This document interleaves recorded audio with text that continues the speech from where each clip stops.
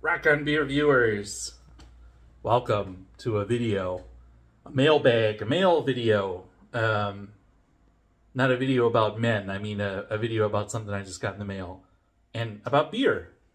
Let's start with the beer. I just went to the store and picked something up, so you know what? I'm just gonna do a little video here, because I don't know, because I felt like it. What do you care? What are you, writing a book? Cat's Gone Cuckoo. Look at that. From Ama Boykus. Man. So I just bought this beer. I don't even know what this beer is, to be honest with you. I just bought it because it had cats on it, because that's the kind of guy I am. I'm a cat. I'm a cat daddy. Oh dear. There's always so much text on the side of a Ama can. And I'm sure that it's a fantastic text. Hazy Session Double IPA. Hazy Session Double IPA at 8%. 8% Double Session IPA. Yeah, all right, great. What do we got in here? We got Columbus, Mosaic, and Galaxy. Oh, it's gonna be that's gonna be either juicy or dank or both. Let's pour it out. Yeah. It's the end of the week. Got some, I wanted to have a beer. Wanted to open this box that I just got. Thought you should be with me. Look at that. Man, that is like textbook hazy IPA. Gee, I mean, look at that. Look at that head. Just take another second to look at it. Don't look at the bubbles on the side of the glass. Don't look. I put the glasses through the dishwasher because I'm not hand washing these beer glasses. I'm not that guy anymore. That's not me anymore. Oh. Smells like,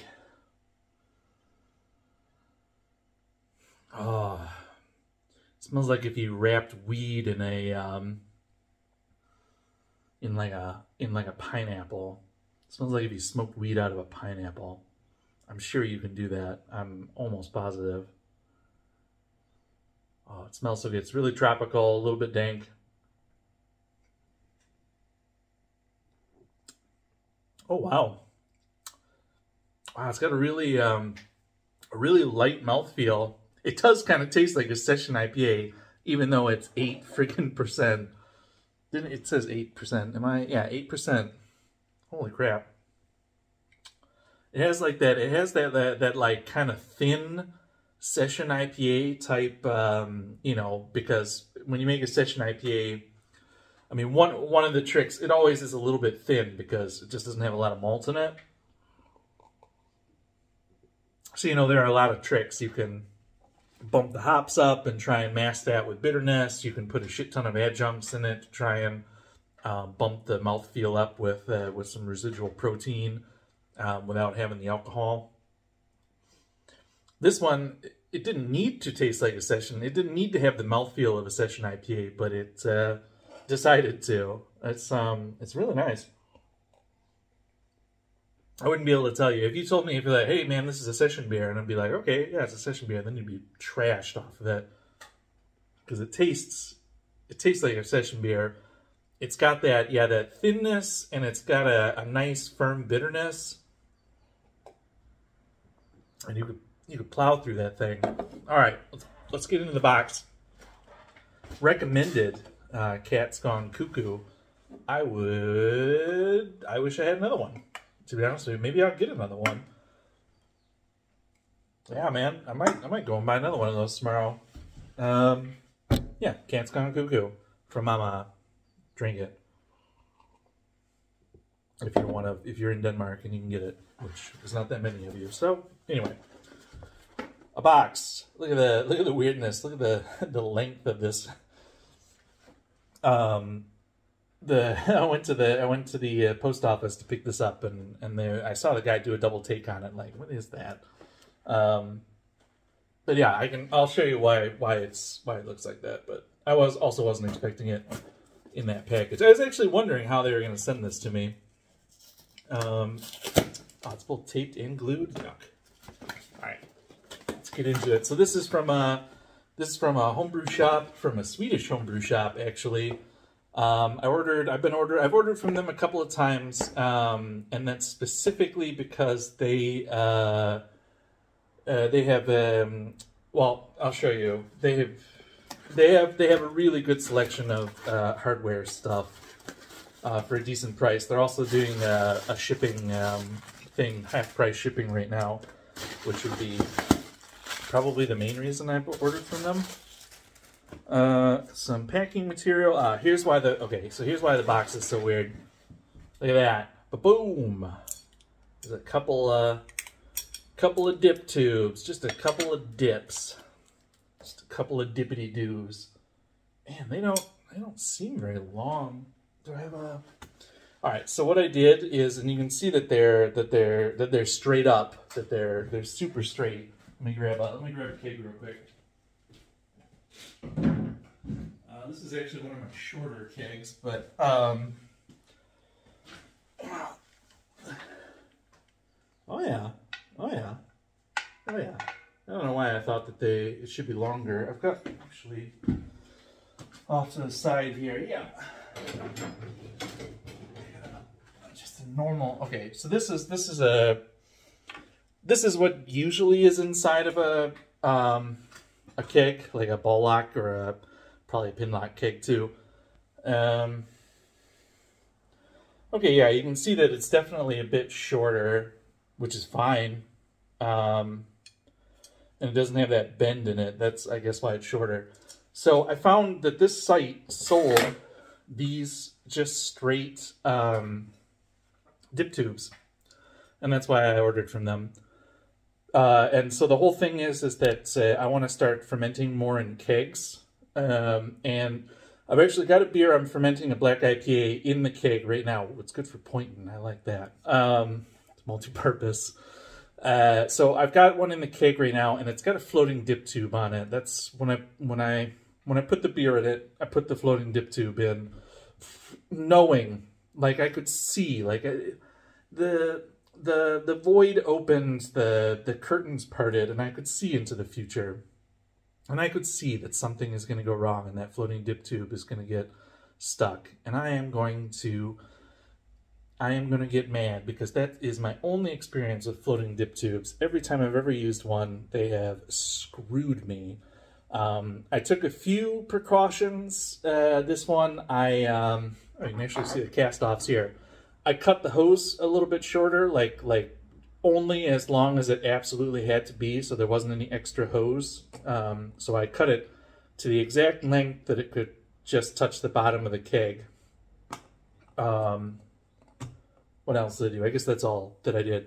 But I wanted to do, so like my brother, he ferments in kegs, right? And what he did is he did the old just knocking an inch or so off of this to just cut it off with a hacksaw or grinder or whatever. And that's what I was gonna do. But then I thought, well, I would kind of like to have all of my kegs that they can just be fermenters or serving.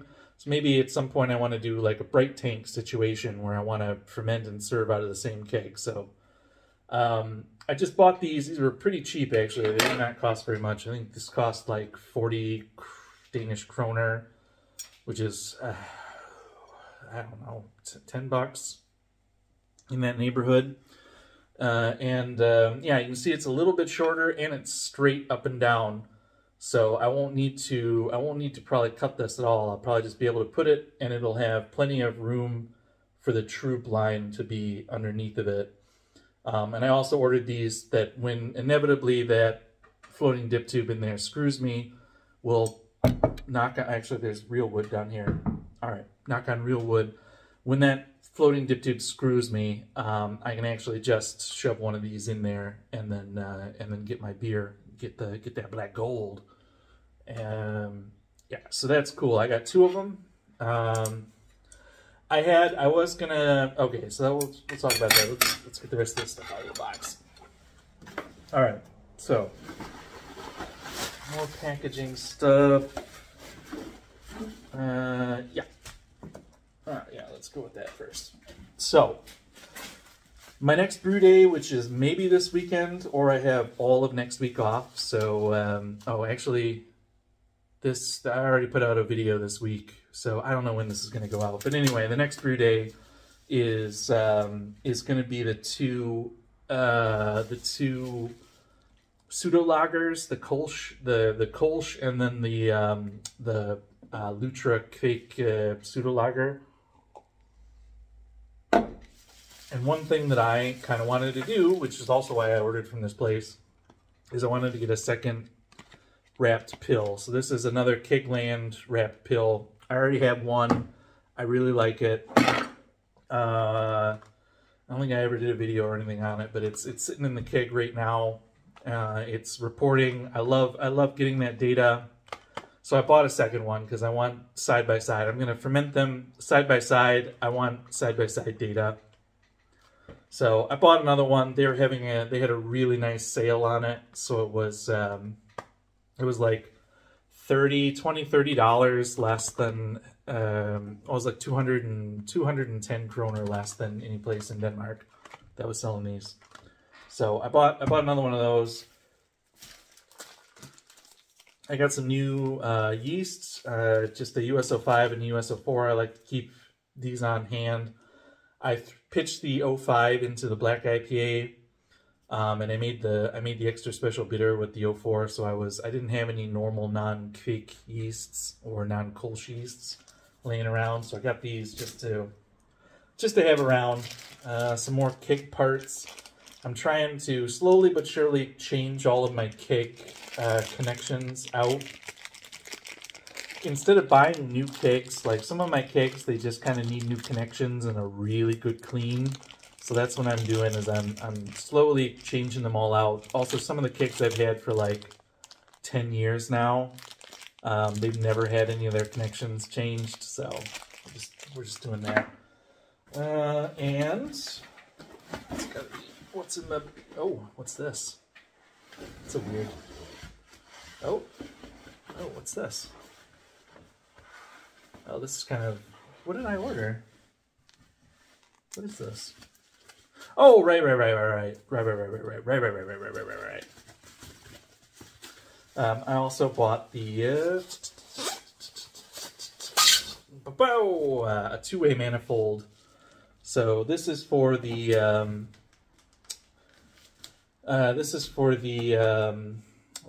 what's going to be my carbonating and auxiliary rig. So there's going to be one line going into, I've got one line running into the Keyser right now, and that goes into a four-way manifold, and that's what is the serving manifold, so that serves all the kegs and all the taps. So what I want to do is I want to add another I've got another regulator, so I want to add another one on, and one line is going to go into the Keyser. I'll explain this in another video, but anyway, one's going to go into the Keyser off of here, and that's going to be for carbonating, so I can keep that one, the regulator, high on a higher pressure than the serving one, and then I don't have to, lower and raise the serving one all the time. I just keep that dialed in. And then the other is going to go on to just a long auxiliary line that I can run around the brew house with. So I needed that. I had a really, really old one that I bought in the US, and the barbs were not metric, so I was having trouble with those, and it was just old and crusty, so I bought another one. So that's what that's going to be for. Is this the last thing? This is the last thing. And so I was thinking about, what am I going to do with that old, with the old Kolsch yeast, the old pseudo lager, the old Kolsch yeast, and the old Lutra Kvik yeast. And I thought to myself, you know what? We're going to get us some flaked corn, and we're going to make us one of them newfangled cold IPAs. That's right. We're going to make a cold IPA, or a corn IPL, whatever you want to call it. So I think that I'm either gonna brew one 20-liter batch or a 30-liter batch and split it back onto both of them and do a cold IPA, just because I don't want to waste those yeasts. And I never, yeah. So just to put on the cake, like once I rack them for lagering, I'm gonna lager them in kegs. So then I'm just gonna put a cold IPA right on top of one, and do it as a pseudo lager, not as a I know I should do more research into these cold IPAs. I just got one. I've had a few over here, and they've been like, whatever. What's the big deal with this? And then I just got one that was really, really good. I can't remember who it was by, but I got a really nice one. So I'm like, oh, all right. So a West Coast IPA, but with either a Kolsch yeast or a lager yeast. So I think that that's what it is. You either have to do an ale yeast cold or a lager yeast warm. That's the whole cold IPA thing, right? I'm still in cold IPAs. Like, I hear the word thiols, and I'm like, oh, no. I mean, it's a wonder that I'm not still making Brut IPA. Or Brut, or Butt IPA. I did make one of those, and it was Butt. All right. Wow, 16 minutes just verbally vomiting all over this. All right, that means that I need to go. I gotta go. I'll see you guys later. I don't know what this video will come to, but here's some corn. Say goodbye to the corn. Like, subscribe, smash that bell button. I'm corn.